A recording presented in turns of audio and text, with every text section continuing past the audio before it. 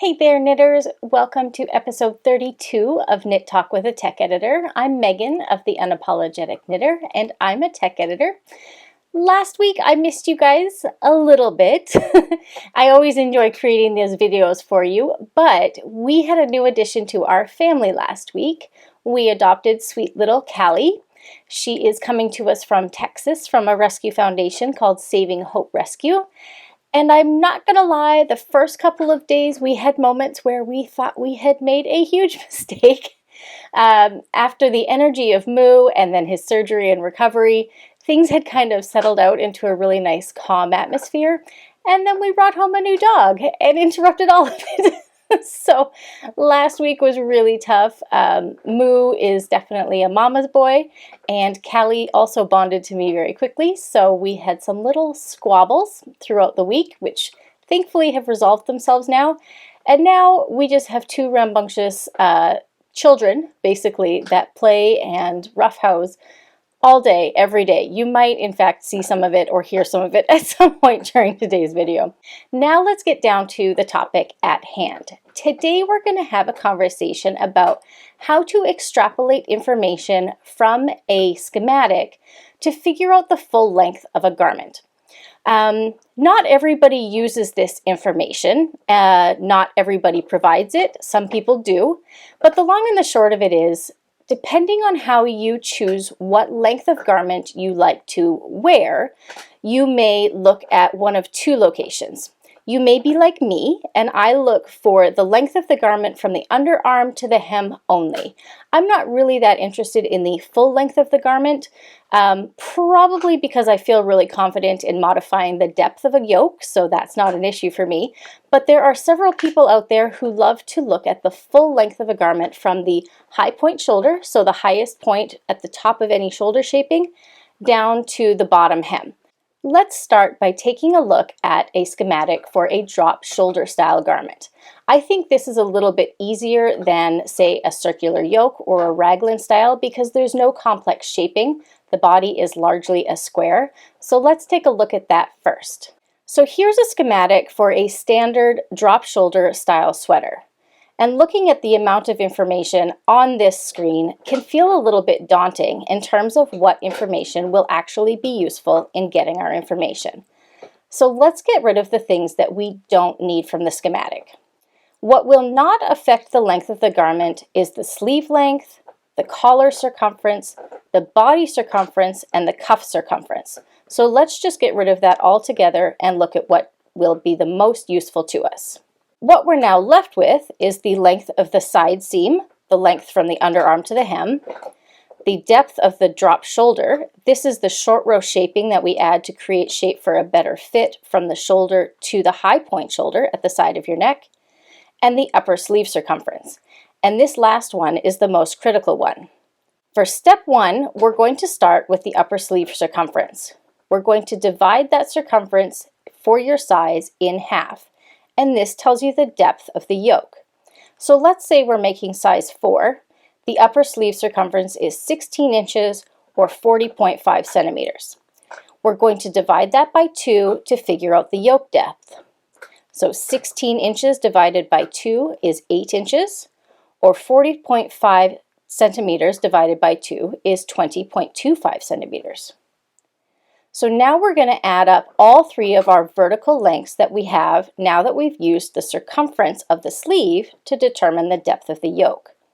We're going to add the side seam length, the yoke depth, which is half of the sleeve circumference, and the shoulder drop to determine the total length from the high point shoulder to the hem.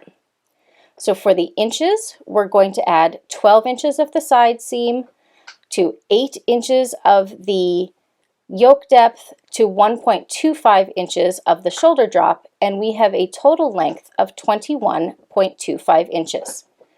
In metric units, that we're going to add the 30.5 centimeters of the side seam length to the 20.25 centimeters of the yoke depth and the 3 centimeters of the shoulder drop to arrive at a total length of 53.75 centimeters. So now we know that for size 4, we have a total length from the high point shoulder to the bottom hem of 21.25 inches or 53.75 centimeters.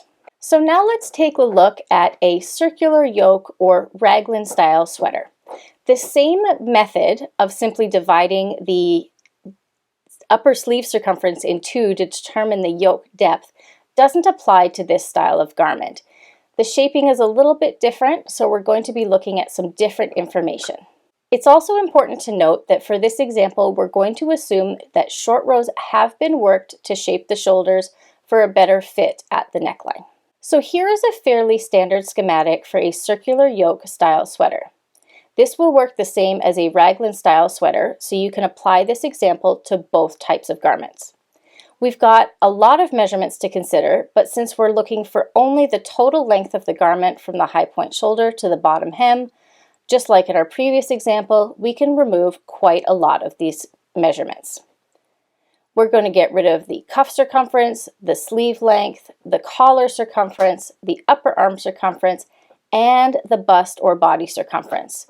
The only measurements that we want to remain are the body length and the front yoke depth. So just these two numbers can be added together to figure out the total front length of the garment. And this length may or may not include the collar depth. Each pattern will be a little bit different. So the step one would be to add your total body length of 9 inches or 23 centimeters to the front yoke, and again we'll make size 4, so we'll say that it is 8 inches or 20.5 centimeters to figure out the total front length of the garment. For US units, that will be 17 inches, and for metric units, we'll be at 43.5 centimeters. However, the depth to the high point shoulder is missing. We don't have any short row information provided on the schematic. So this is where we have to do some math, and we're going to use our gauge to do it. So now we can go to our example pattern and count up the short rows to determine the extra depth that will be added to the shoulders to figure out the total length of the garment. Using this example, we can see that we have 4 rows worked for short rows 1 through 4, which are worked 1 time, and then we add 4 more rows for the repeat of short rows 3 and 4, which are worked 2 more times. So that means we have a total of 8 short rows to create the shaping at the shoulders. Next, we're going to math out the depth of our short rows using our row gauge. For this example, we'll say that our row gauge is 23 rows equals 4 inches or 10 centimeters. And here's what the math looks like. We'll take our 8 short rows and divide them by our row gauge, and we get a result of 0.348. For US units, we'll multiply that result of 0.348 by 4 because we measure our row gauge over 4 inches, and we get a depth of 1.392 inches. And for metric units, we'll multiply the result of 0.348 by 10 because we measure our gauge over 10 centimeters, and we get 3.48 centimeters. So going back to step 1 in what we're now going to call step 3, we're going to add up the total body length, the front yoke depth, and now the shoulder shaping that we just mathed out to determine the total length of the garment from the high point shoulder to the hem. So for the US units, we're going to add the 9 inches of our body length to the 8 inches of our yoke depth to the 1.392 inches of our shoulder shaping, and we get a total body length from the high point shoulder to the bottom hem of roughly 18.4 inches. For the metric units, we'll add the 23 centimeters of our body length to the 20.5 centimeters of our yoke depth to the 3.48 centimeters of our shoulder shaping, and we end up with a total body length from high point shoulder to the hem of about 47 centimeters. Okay, my friends, that's where we're going to leave it for today. If you have any questions about anything I discussed in today's episode, or if you frequently find yourself searching for information that you can't find on a schematic, leave a comment below and let me know. Schematics are obviously meant to be helpful, but they can't always provide every piece of information that every single knitter might want. So if I can help you find that information within a pattern, I would love to. Next week, we are going to have a chat as well as some top-down demonstrations on joining yarn to a project. I've seen a lot of emails recently where people are asking about joining new yarn because they're adding color work to a sweater, or joining new yarn because the skein that they were working with ran out. So we're going to take we're going to take a look at some of my preferred methods so that you can have as clean a project as possible. As always, my friends, if you enjoyed today's episode, please remember to hit that like button, and if you haven't already, hit that subscribe button and make sure you get notifications about these episodes every week. The more people that know about our channel, the more we get to help, so also remember to tell a friend. Thanks so much for being here with me this week, my friends. I hope you have a wonderful rest of your week, and happy knitting.